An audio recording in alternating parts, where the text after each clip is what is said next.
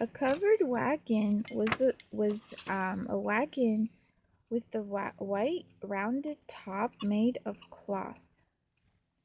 The cloth was canvas and it was rubbed with oil to make it waterproof. It was stretched over hoops, wooden hoops. I'm reading.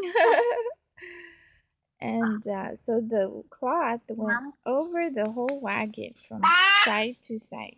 Daddy walking.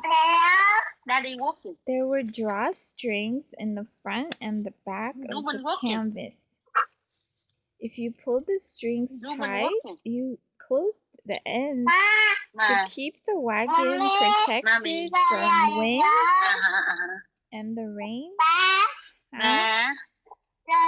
The canvas could be rolled up on the sides if you wanted breeze on a hot day.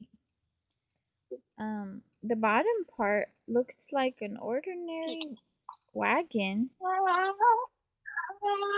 So the wagon, they covered it up in the top part with canvas.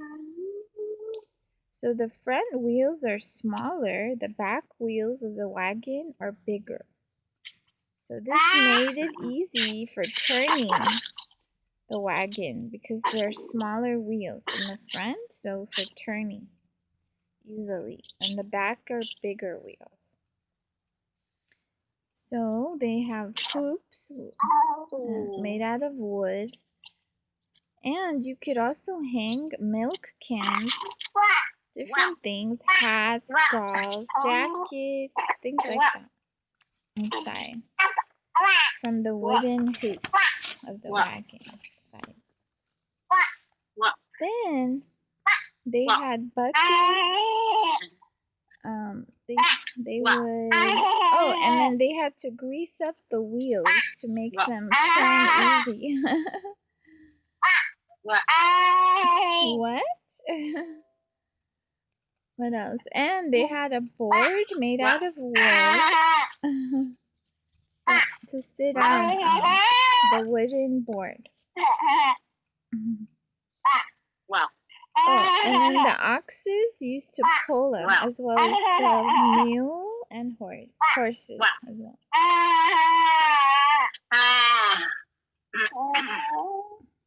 Yes. Wow. Yeah, yeah, yeah. So Wow.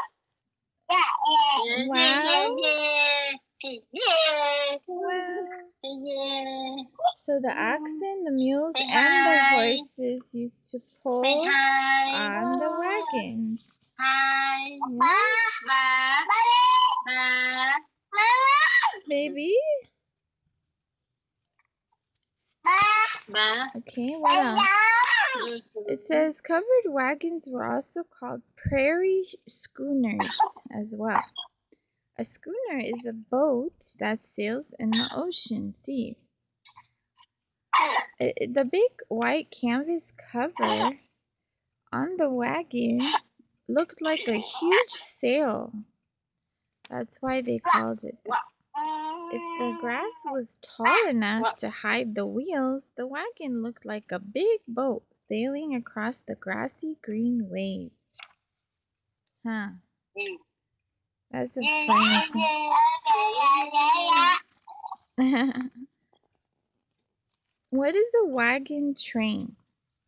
A wagon train is a group of covered wagons, and then they would go in groups when they traveled together on the trip to the west, because it's such a long trip. They would go in a single line. From a distance, it looked like a slow-moving train. Yeah. This is talk with mommy. Give mommy kiss. And sometimes they would spread out due to the dust. Give mommy kiss. From when Give me kiss. Casey's. You can hear me? Give mommy kiss. And it says at night they would form a circle facing towards one another, with the backs to one another. Say hi, Mom. Hi. Hi, Mom. And then the kids would also play after dinner and before bedtime, it says. On their trips. So they would spread out because of dust. They don't want to put dust on one another. And they would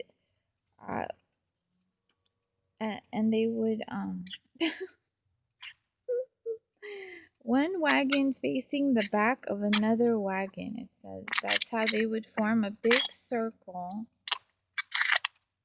Okay, we got that. Boo-boo? Did you learn?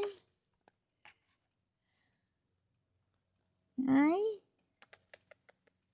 Hi! I'm right here. Are you listening? Oh, there I am. There I am. It says, did anybody lead the wagon trail? Huh?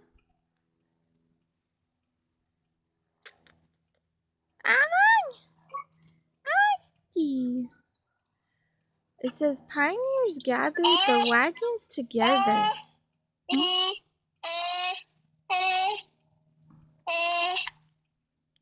You alright? And they usually chose a leader at the beginning of the trips, it says. Huh? Why? The leader or the captain would blow the horn or whistle to wake everybody up in the morning. He was the one who decided when to stop for lunches and breaks, and also when was the end of the days to travel. The captain with few others would ride a little bit in front of the train, the wagon train, to see what was ahead on the trail. They would also ride up and down the wagon trail to make sure everything was okay. Yes. There was a council of 6 to 10 people who would meet at night with the captain to talk about how the trip was going. Each person would report on the different issues and any problems. Huh? That's kind of cool, huh? What is it? You alright? What are you doing?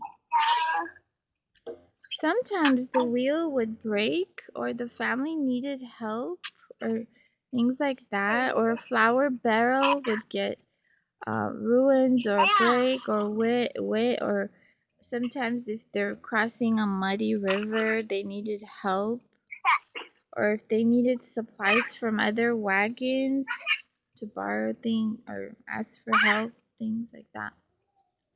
Ask for items that they're lacking. Huh?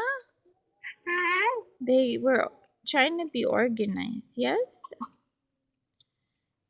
So, huh, Mama? They also try to protect the animals, yes?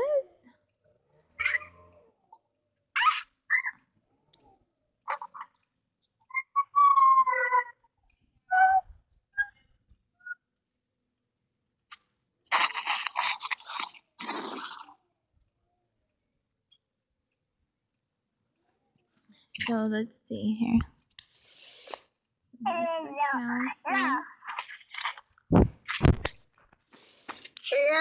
Hello.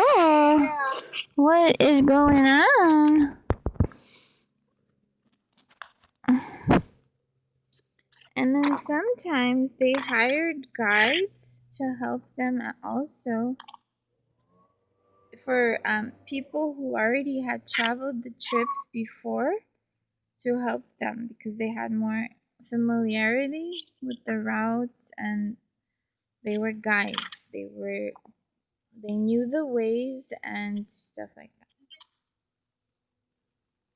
Yes. They also had special knowledge that was useful for the pioneers.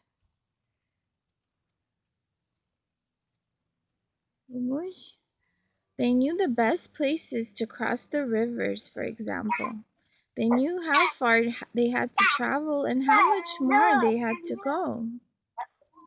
They taught them the tricks of the trail, basically. Yes? That's smart, huh? Instead of not knowing at all where you're going. Some of the guides even wrote books about how to travel westward. The captains and the councils of the Wagon Trail studied a guidebook and learned the best ways to go. Yes?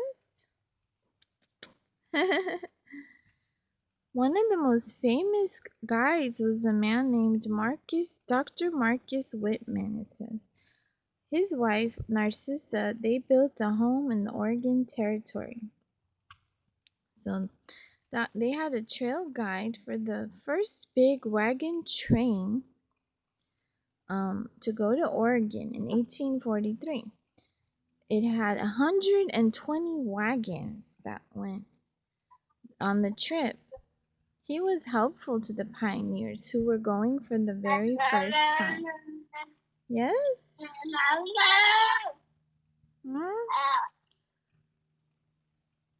So they were going around. They were going around mountains, huh? Okay, my phone is running out battery. Okay. And don't say bye her. Bye bye. I'll see you later. Yeah. I love you. Okay. Kisses. Bye, boo boo. Bye. Have a nice day. I love you. I love you. Be good girl. Be good girl, okay? Take care. Bye. Talk to you later. We'll keep reading this book, okay? Bye-bye.